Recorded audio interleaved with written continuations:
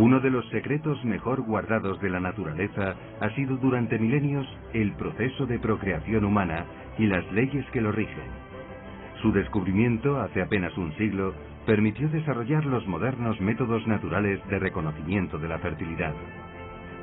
Durante toda la historia de la humanidad, nadie sabía que la mujer era fértil solo unos días.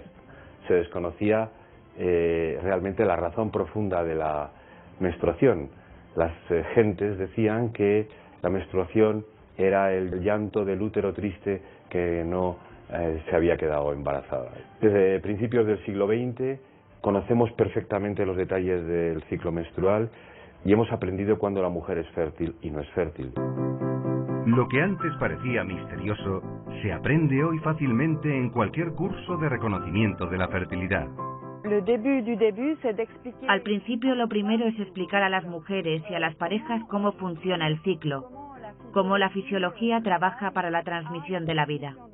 Y para la mayoría de esas mujeres es un descubrimiento. Y a menudo se preguntan, ¿pero cómo es que nadie nos había explicado antes cómo funciona el ciclo, lo que ocurre en nuestro interior?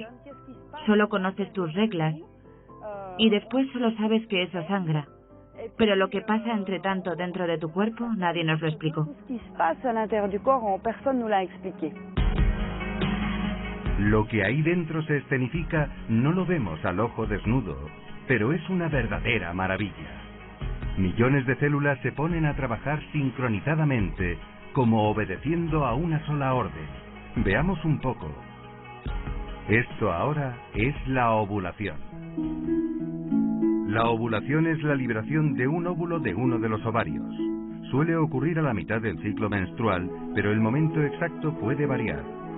En preparación a la ovulación, el recubrimiento del útero o endometrio se ensancha. La glándula pituitaria del cerebro estimula a uno de los ovarios para que suelte un óvulo. La pared del folículo ovárico se rompe en la superficie del ovario. El óvulo es liberado. Unas estructuras en forma de dedos, llamadas cimbrias, mueven ese óvulo hacia la trompa de Falopio. El óvulo viaja a través de la trompa, propulsado en parte por las contracciones de las paredes de la trompa. Aquí en la trompa, el óvulo puede ser fecundado por un espermatozoide. En la fecundación o concepción, el óvulo se funde con el espermatozoide y da la vida a un ser unicelular llamado cigoto. El cigoto baja por la trompa hacia el útero y empieza a dividirse rápidamente para formar un racimo de células, el blastocisto o embrión. Cuando el embrión alcanza el útero o matriz, se implanta en el recubrimiento del útero. Si el óvulo no es fertilizado, es reabsorbido por el cuerpo, quizás antes de llegar a la matriz.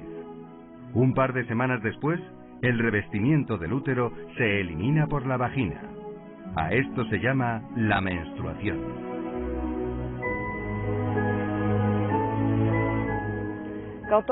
Cuando se les muestra todo el desarrollo del ciclo, ligado a la fisiología, cómo todo se va poniendo en su sitio, cómo todo concurre para llegar a esa transmisión de la vida, los hombres se quedan admirados y son los primeros defensores de eso que se desarrolla ahí.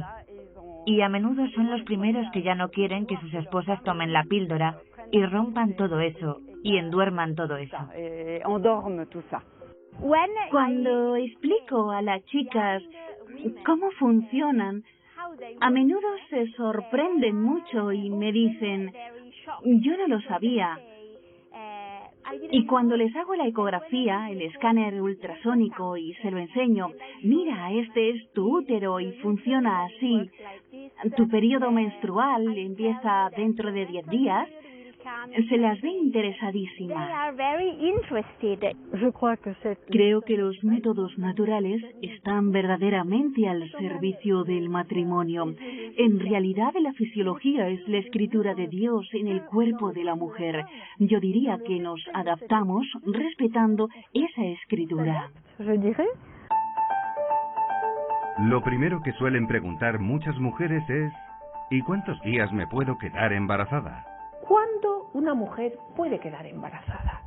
No solamente el día de la ovulación, sino unos días antes por la capacitación espermática. Es decir, en el momento que el espermatozoide entra en las criptas cervicales, es alimentado, seleccionado y transportado. Y puede permanecer ahí hasta 5 días. Esto es importante porque la mujer tiene una ventana fértil que está basada en esa capacitación espermática. Eso es lo que se llama la ventana de fertilidad combinada. El óvulo vive 12 horas desde que se produce su liberación del folículo. El espermatozoide, 3 días, 4 días, más de 5 días, es muy difícil. Pues tendríamos que sumar los 5 días más las 12 horas. Tenemos 6 días máximo, en algunos casos mucho menos. Yo he visto en mujeres ventanas de fertilidad combinada de 3 días. 3 días, 4 días en cada ciclo. Es muy poco. O sea, cuando una mujer sepa con total seguridad sus 4 o 5 días de fertilidad, ¿quién se va a tomar 22 días de hormonas? No tiene sentido. Algunos llegan a decir que los ciclos son tan variables como el tiempo. Quizás un poco más complicado porque mientras en la meteorología hasta cierto punto vemos, ahí en la ovulación cuando se ha producido no vemos, a menos que tengamos en casa cada día el aparato para hacer ecografías o bien nos hagamos diariamente la prueba de sangre. La clave es, pues, detectar la ovulación. Por fortuna disponemos de varios indicadores fiables, menos costosos que la ecografía o el análisis sanguíneo. La naturaleza ha regalado a la mujer algo con lo cual no necesita comprar nada para descubrir su propia fertilidad. Ella puede observar su moco cervical y saber cuándo es fértil. La ovulación es fácil conocerla. Básicamente, el indicador mayor es el patrón mucoso cervical. El patrón mucoso cervical es el que capacita el espermatozoide. El moco es fundamental. Si no hay moco, no hay posibilidad de capacitación espermática. Según se va acercando la ovulación, aproximadamente durante el día 6 o 7 u 8, la mujer va notando en su cuerpo unos cambios en el pecho y unos cambios en el flujo vaginal. Cuando cualquier mujer nota en su cuerpo que aparece esta sensación de humedad, la mujer es fértil. Y esta fertilidad va increciendo durante 4, 5, 6 o 7 días hasta que se produce el fenómeno mágico de la ovulación. Fenómeno en el cual la mujer nota que el moco es completamente filante, transparente, el pecho lo tiene muy tenso, muy sensible, tiene más deseos de tener relaciones. A ese momento se le llama día pico y es el momento de máxima fertilidad en la mujer. Después de ese momento y que se ha expulsado el óvulo, todo se modifica, todo cambia y el moco se torna absolutamente hostil, no puede ser penetrado por los espermatozoides, sube la progesterona, el pecho se hincha más, la mujer nota un poquito más de sequedad si cabe y la mujer se torna infértil completamente hasta la próxima regla. El segundo indicador, por su importancia, por su sencillez, es la temperatura. A ovulación sucedida, la temperatura de la mujer sube y se mantiene en la fase posovulatoria, que tiene una duración media de 10 a 16 días. El método basado en el moco es el llamado de la ovulación o método Billings. Combinando este con el de la temperatura, tenemos el método sintotérmico. El método sintotérmico lo que tiene es que utiliza varios parámetros para poder comprobar la fertilidad de la mujer. Entre ellos están la temperatura basal, que se eleva cuando la mujer ya ha ovulado, el método del moco, que también es el que contempla Billings, también en sintotérmico observamos el moco cervical, y luego se aplica un cálculo para la fase preovulatoria, que es la que quizá pueda crear más inseguridad en algunas parejas. Eso es la ventaja, digamos, que tiene sobre otros métodos, que se basa en la observación de distintos síntomas, no solo de uno, sino 2, 3, incluso más, porque tenemos también la palpación del cuello del útero, que también nos está dando indicadores de nuestra fertilidad y de nuestra infertilidad. ¿Ventajas que tiene el método sintotérmico? Pues que son 2 indicadores. El método Billings, por ejemplo, solamente es el indicador del moco cervical, que es muy importante, pero solo es uno.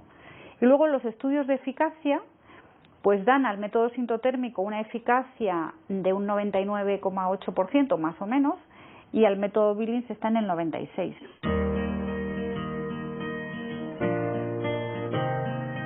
¿Pero es esa una regla general para elegir uno u otro método? Depende un poco de dónde vive la mujer y qué clase de vida lleva, porque conozco lugares como África donde el método Billings puede ser suficiente si la mujer no tiene estrés y si lleva un modo de vida tranquilo.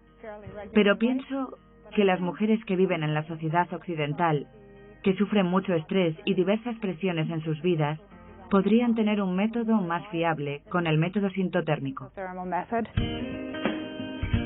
Existen también otros indicadores.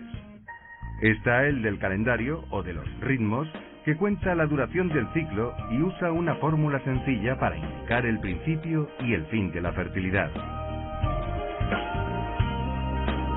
Y tenemos además los monitores hormonales de fertilidad, que utilizan aparatos electrónicos para medir las hormonas reproductivas en la orina.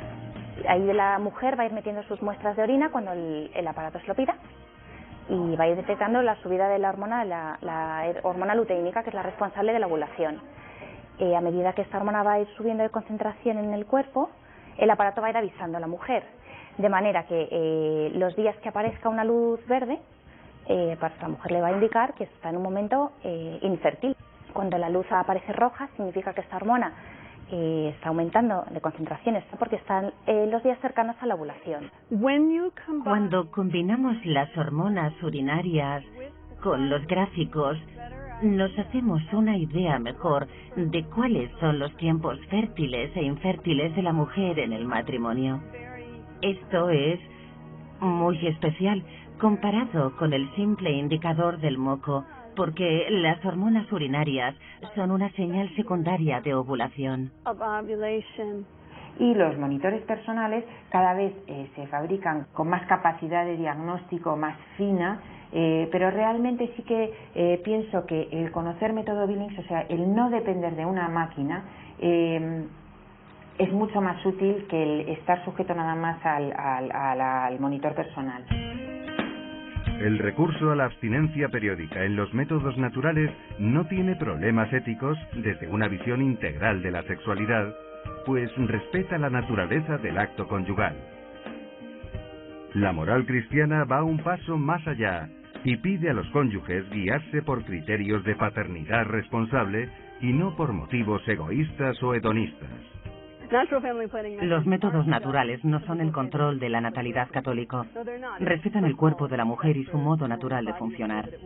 Pero además son una mentalidad completamente diferente respecto a los hijos, pues pueden ser usados igualmente para procurar la fertilidad en mujeres con dificultades, o pueden usarse si hay motivos suficientemente serios para abstenerse de relaciones en los tiempos fértiles a fin de evitar el embarazo. Así pues, al enseñar los métodos naturales no se explica solo una técnica, sino un estilo de vida responsable y moralmente lícito. Es el modo de vida que ofrece a los esposos una felicidad más completa y duradera.